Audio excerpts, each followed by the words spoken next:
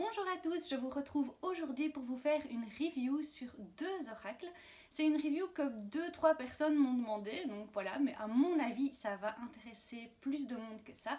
C'est deux oracles qui vont vous permettre en fait de travailler l'ombre et la lumière. Alors le premier oracle que je voulais vous présenter, c'est l'oracle des ombres de Marion B.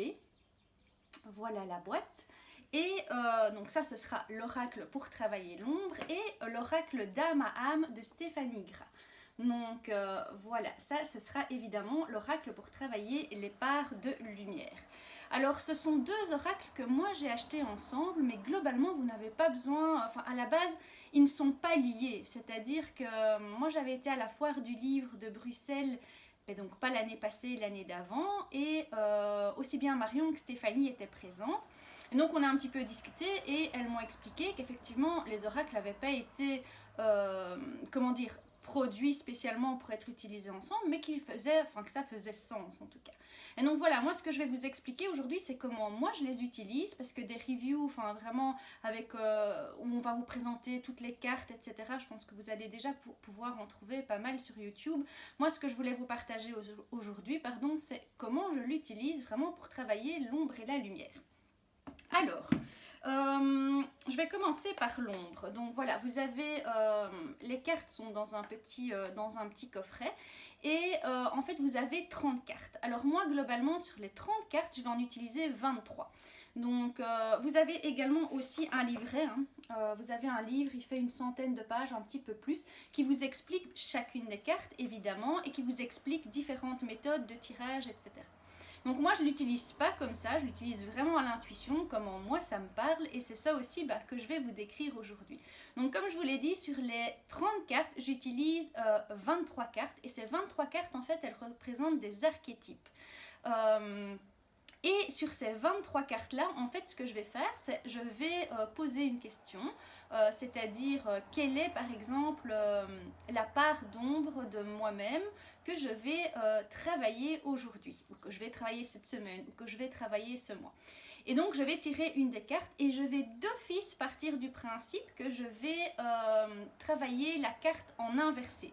C'est-à-dire que peu importe si je la tire et qu'elle est, je vais dire comment, je vais pas revenir sur le nom, qu'elle est dans sa symbolique positive, je vais plutôt regarder le côté inversé pour vraiment travailler l'ombre. Donc, je vais vous donner un exemple. Ici, voilà, typiquement, j'ai ouvert le livre et je suis sur la carte de la persévérante. Donc, c'est l'archétype, on va dire, de la persévérante.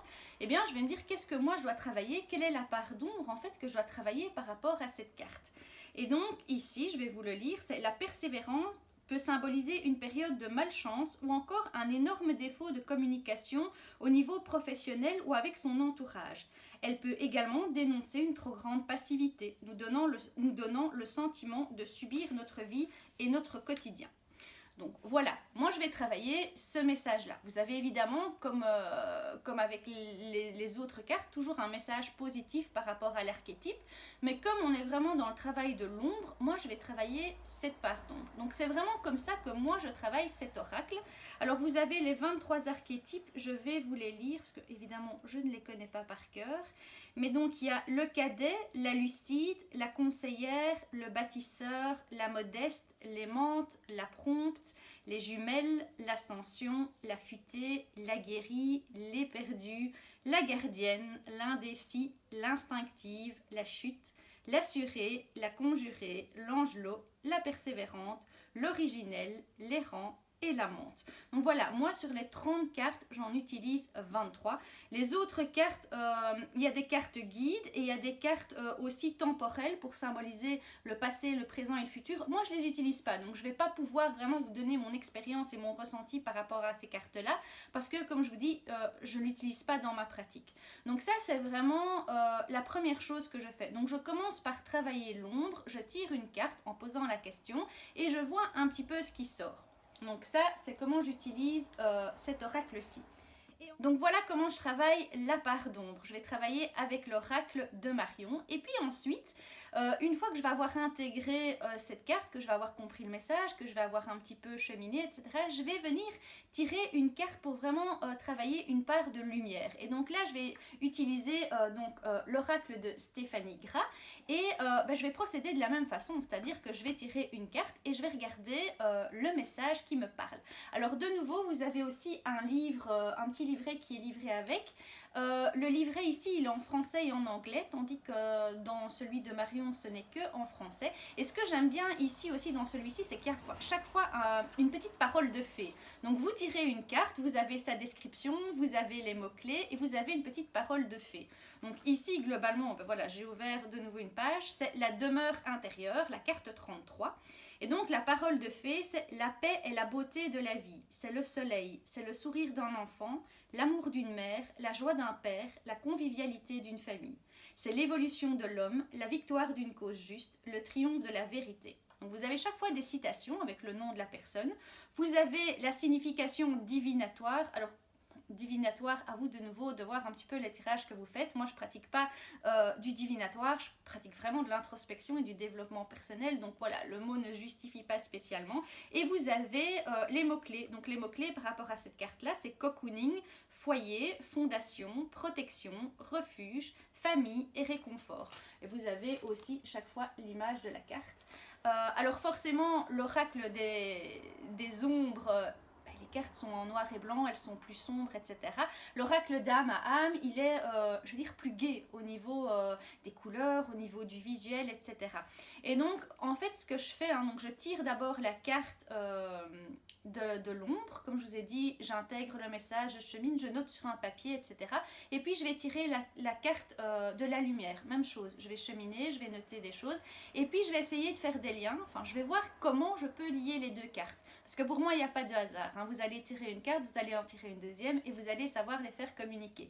Et c'est vraiment cette idée-là. Alors, vous devez prendre le temps. Ce n'est pas un tirage que vous faites quand vous avez 5 minutes. Prenez vraiment le temps. Quand vous avez 1 heure devant vous, vous dites « Ok, aujourd'hui, je vais vraiment travailler mes parts d'ombre et je vais vraiment travailler une part de lumière également. » Et donc vous allez pouvoir pratiquer ces deux oracles de la sorte. En tout cas, c'est comme ça que moi je les utilise et je trouve que c'est vraiment très intéressant. Alors, petite chose aussi qui est importante à dire, c'est que l'oracle des ombres, c'est plutôt un oracle qui est personnel. C'est-à-dire que vous n'allez pas le prêter ou vous n'allez pas faire des tirages pour d'autres personnes. Je trouve qu'il a vraiment ce côté très personnel et d'ailleurs à la foire du livre à Bruxelles, Marion l'avait mentionné aussi, c'est vraiment plutôt un oracle qui ne se partage pas, qui est plutôt voilà, quelque chose de très personnel. L'oracle d'âme à âme, ma foi, vous pouvez l'utiliser aussi dans d'autres circonstances, quand vous faites des cercles de femmes ou tout simplement pour votre tirage au quotidien ou pour d'autres personnes. Il est vraiment plus dans le partage. L'oracle des ombres, il va vraiment venir travailler quelque chose d'intérieur et il vous est propre. Donc voilà, moi je les travaille comme ça aussi. Et chose importante, parce que c'est vrai qu'on me pose souvent la question, est-ce que c'est important de travailler ces parts d'ombre? Alors la réponse c'est oui, évidemment, parce que vos parts d'ombre, alors dans vos parts d'ombre, il y a plusieurs choses. Il y a l'ego qui va venir un petit peu vous embêter, il y a vos blessures liées à votre enfant intérieur, vos croyances, etc. Il y a aussi tous les saboteurs qu'on a tous, comme le doute, comme... Enfin voilà, ces différents saboteurs qui viennent un petit peu nous embêter au quotidien et qui vont faire partie aussi de nos parts d'ombre. Mais ce qui est important, c'est vraiment de se dire, je vais travailler ces parts d'ombre pour passer par l'acceptation. Et une fois qu'on passe par l'acceptation, forcément, vous allez mieux vous sentir et vous allez plus facilement pouvoir aussi rayonner et être dans la lumière. Donc travailler ces parts d'ombre ne va pas accentuer vos parts d'ombre. Ça va justement vous permettre de prendre conscience de qui vous êtes, de vraiment faire ce travail d'introspection et d'aller un petit peu se dire, voilà, je vais quelque part rentrer dans ma grotte, rentrer dans mes profondeurs et au fur et à mesure, je vais aller allumer des petites bougies, des petites lanternes ou peu importe. Faites ce travail de visualisation pour voir un petit peu effectivement comment est cette grotte. Parce qu'au départ, vous rentrez dans votre grotte, vous ne savez pas comment elle est. Au plus vous allez l'illuminer, au plus vous allez prendre conscience aussi du potentiel de votre grotte. Et en fait, ces parts d'ombre, vous allez finalement les comprendre, les accepter et elles vont vous permettre de rayonner. Donc voilà, ça c'était un petit peu la présentation revue, si on peut dire, des deux oracles. J'espère que ça vous a plu et j'espère que ça va vous permettre de cheminer au niveau de l'ombre et de la lumière. Alors si ça vous intéresse, je donne des ateliers ombre et lumière. En général, c'est des ateliers qui ont lieu par Zoom. Donc ce sera plus, on va dire, pour octobre-novembre, parce que là, je pense que voilà, on est plus dans l'ambiance des présentiels, il fait beau, etc. Donc on a envie, on n'a plus trop envie, d'être devant son PC. Mais voilà, donc ça va reprendre, en tout cas pour les ateliers, on va dire en groupe, ça va reprendre à partir d'octobre-novembre. Mais si vous voulez, je peux le faire évidemment en individuel, via Zoom, et là, c'est à votre meilleure convenance. Donc voilà, je vous souhaite une très bonne journée et je vous dis à bientôt.